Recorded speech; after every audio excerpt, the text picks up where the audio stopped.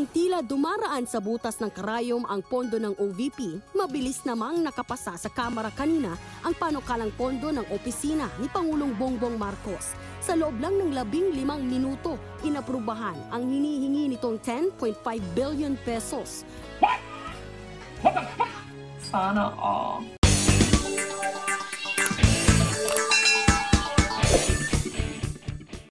Alright, welcome back to my channel mga guys. And una sa lahat, gusto kong magpasalamat sa mga bago kong subscribers. Maraming salamat po sa inyo, lalo na sa mga bagong bayani natin mga OFW. Ako po ay taga Mindanao, Bisaya po ako. And please bear with my Tagalog kasi alam naman yun naman ng Bisaya, medyo matigas talaga ang Tagalog namin. Kaya nahihirapan po ako. But I'm trying my best mga guys to make everybody understand.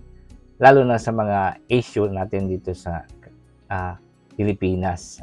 Ngayon, pag-usapan po natin itong budget deliberation ng ating Pangulo.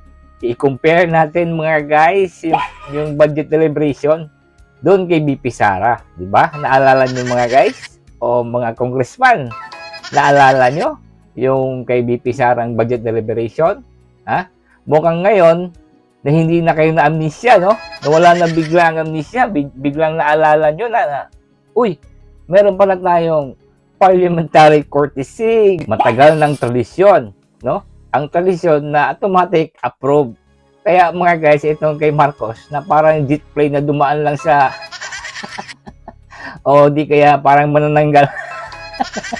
Ang bilis na, automatic mga guys, approve. Dahil nag-invoke sila ng parliamentary courtesy. Ngayon pala na naalala siguro, no? Nung kay BP, wala, na-amnesia sila doon. Kaya dito mga guys, i-compare natin yung kay BP Sara na budget deliberation nila at saka ito kay Pangulo. Grabe kayo, no? Oy, Luistro, kala mo nakalimutan ka namin? Yung speech mong lang hiya, from the president down to the barangay captain and everything. Pucha. Check and balance. Yan, Castro. Luistro pala, si Luistro. Diba? Naalala mo, Madam Luistro? Honorable. Nako, ang daming nag-comment sa video ko last time na halos 90% nagsasabing corrupt daw kayo. Paano yan? Diba? Gusto mo, ipakita ko pa yung mga comments? Grabe. Mga guys, silipin natin tong kay Presidente. Parang kinagat mga siya nitong Makabayan Black na mga atakdog niya. Kinagat ang buhaya ngayon. Diba? Isipin nyo. Yung aso mga guys, kakagatin yung buhaya. Diba? Ang tigas ng balat ng buhaya. So, siguradong hindi tatablan. Hindi tatablan itong mga aso itong Makabayan Black na kumagat ngayon. Dahil sila lang mga guys ang nag-oppose dito. Sila ang nag-i-impose na naman na talagang we need transparency, accountability, and everything, mga diskursos, mga tulonggis. Akala nila bobo na talaga ang Pilipino, no? Kaya mga guys, tingnan natin, i-compare natin, and comment naman kayo kung bakit automatic approve itong mga congressman, para pa silang mga abogado ng Pangulo. Grago talaga. Okay, let's go mga guys. Ayan, dito ako nag-react kay PBO. Kasi paborito ko itong, maganda yung mga tirada niya. At saka, at the same time, gusto ko rin magpasalamat sa kanya, no? Kasi, dahil din sa kanya, na-inspired po ako na talagang pwede natin banatan itong mga inayupak. Sila lang ang gumagawa ng mga kabalbalan. Grabe ang mga ginagawa nila sa taong bayan, lalo na sa pera. Alam nila na ang hirap pa nga ng buhay, no? Tinutulungan pa nila ang Kongreso. Kaya dito kay PBO, klarong-klaro pa rin ito kasi magsalita. At saka, baka kasi gurgurin na naman to ni Lisa Tanas. Alam nyo na ginurgur to ang Facebook yata ni PBO. Oo. At least may backup po kayo sa PBO na video. Ayan. Let's go mga guys! Issue ni Kibuloy at Alice Guo, hindi natin napapansin na mayroon na palang kababalaghan na nangyayari sa ating likuran. Dahil itong budget ng ating presidente mga kababayan, pumasa ng walang kahirap-hirap. At nung sinabi ni BBM na walang mali sa pag-scrutinize sa budget ni Sara dahil yan naman talaga ang proseso eh. Pero pagdating sa kanya mga kababayan, exemption. Wala pang 15 minutes mga kababayan, pasado na ang budget ni Kuting. At halos lahat ng mga congressman todo depensa sa kanya. At syempre, ewan lang natin ha.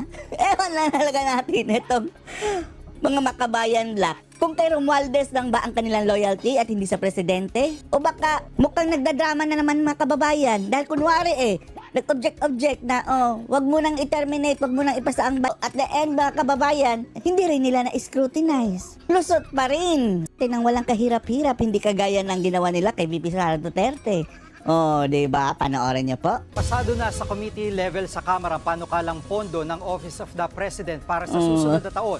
Pero bago nakalusot, inalmahan ng ilang mambabatas ang special treatment sa presidente at sa bilyong-bilyong pisong intelligence at confidential fund ng kanyang opisina.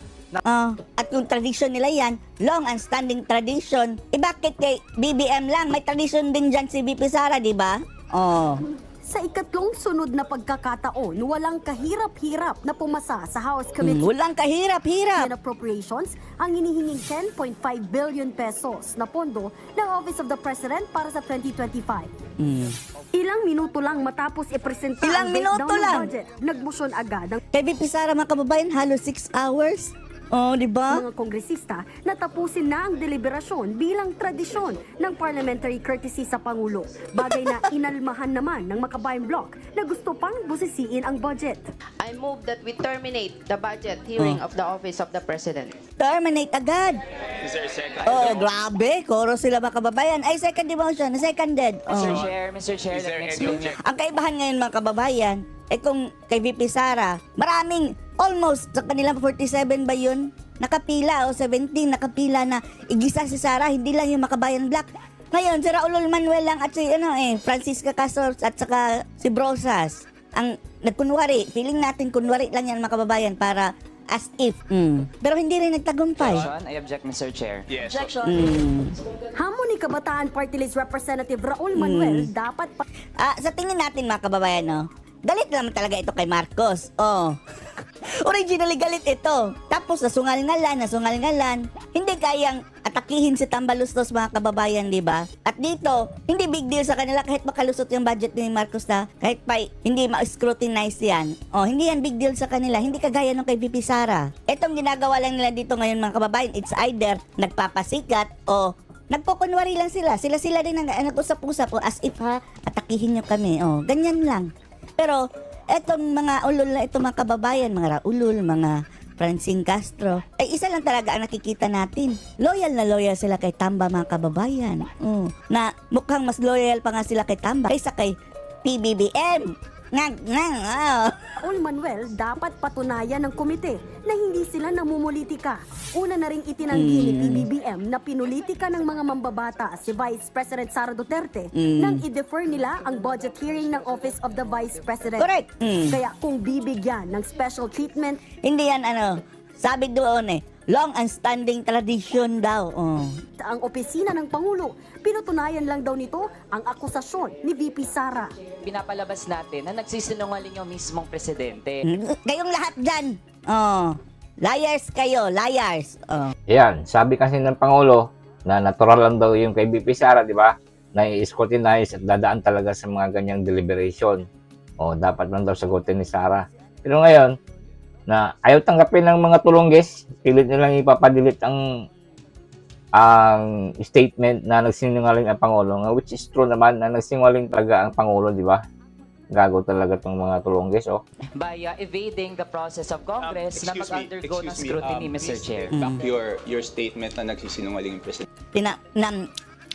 Maganyan-ganyan din si si Raulul. Note siya, Mr. Chair, that would depend on the decision of this committee. Kasi on record yun, Mr. Chair, sinabi yun ng Presidente, Mr. Chair. Sa huli, hindi pa rin napigilan ng Makabayan Bloc ang pag-terminate sa budget hearing. Kahit may objection mga kababayan, hindi rin napigilan. Terminated pa rin. Hindi pa rin nakapagtanong. Ayan, mga tulongges, akala nyo makalimutan namin yung kay VP Sara ginawa nyo? Ito pang isang congressman, yung parang inchik yata yun, na nagsasabing, we have no kings and queens, Eh, paano yung Marcos nyo ngayon? Di ba parang hari na automatic approve? Di ba? Niloloko lang tayo mga gunggong talaga, no? Padiskurso-diskurso mga inayupak. Ngayon, nasaan na yung mga diskurso ninyo? Di ba? Parang nagkakagulo-kagulo kunyari sila. Eh, ito pang Makabayan Black. Alam naman namin na ginagamit na talaga kayo eh. Oo. Sayang din to, no? Pero this time, medyo nag-agree ako dito sa Makabayan Black. O, di ba? Kailangan natin ng transparency and everything. O, bakit ipapa-diretso? So, the same way, kung i-apply mo rin kay BP Sara, no? Okay lang kay BP Sara kasi walang tinatago itong BP natin eh. Ha? Kaya ipakita ko rin sa inyo mga guys, itong respect ni BP Sara. Siyempre, nagpa-interview po siya. After, sigurado to, after nang na-approve yung kay king nila, yung hari nilang Tambaluslos, walang iba. Walang iba, si Mr. Bangag. Yan, diba? Yan, pakinggan natin si BP Sara, ang agila ng Mindanao, mga guys. Pumunta sa House, ay pinublish namin yung budget proposal namin sa aming website, sa Office of the Vice President, sa social media platforms namin. Ginawa namin siyang madaling intindihin ng taong bayan kung saan papunta yung budget proposal ng Office of the Vice President. Ma'am, going back dun po kaninang sinabi nyo na yung ilang beses nyo pong sagot sa mga kongresista that you will forgo the opportunity to defend the 2025 budget proposal of the OVP and will defer to the wisdom of the Congress, bakit tila daw po iniiwasan? Parang ganun po yung lumalabas daw. Oo. Kasi sinasabi ko pa ulit-ulit yon na sinasubmit namin sa Congress ang budget ng Office of the Vice President at iniiwan namin sa Kongreso ang desisyon kung ano ang gagawin nila para sa Office of the Vice President. Kaya fino-forgo na namin yung question and answer. Unang-una dahil nakikita namin na ginagamit siya ng ibang mga miyembro, iilan na mga miyembro ng Kongreso para umatake sa akin dahil hindi kami magkasama sa politika. At pangalawa, kasi ang budget ng Pilipinas ay hawak lang ng 2 tao. Boom, tumpak, di ba? 2 tao lang ang may control mga guys ng Kaban na Bayan. Niluloko tayo ng mga hinayupak na to. Walang iba, di ba? Ang Tambaluslos ng bayan. At saka itong si Admiral. Admiral Kuno na si Lisa Tanas. Oo. Alam naman natin na medyo overpower talaga itong si Lisa Tanas kaysa kay Kuting. Di ba? Ayan, maganda itong mga sinabi ni BP Sara mga guys. Palaban ng BP Sara natin ngayon. Talagang all gas, no brakes, no? At comment naman kayo dyan kung anong mga hinanakit nyo dito sa mga congressman.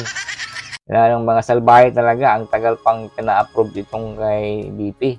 And today, probably, makita nyo itong video na to, talagang tinatalakay pa itong kay BP. Kaya good luck dito kay BP Sara. Alam naman natin na palaban ito, no? We'll just wait and see kung ano ang mangyayari sa kanyang part 2 na deliberation. And, yun ang part 2 natin dito sa series.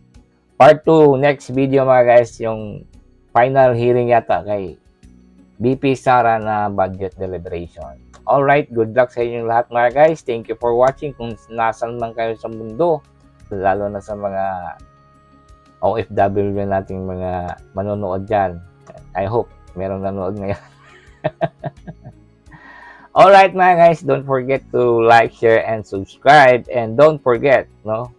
Just do what you love and love what you do. Alright, thank you mga guys.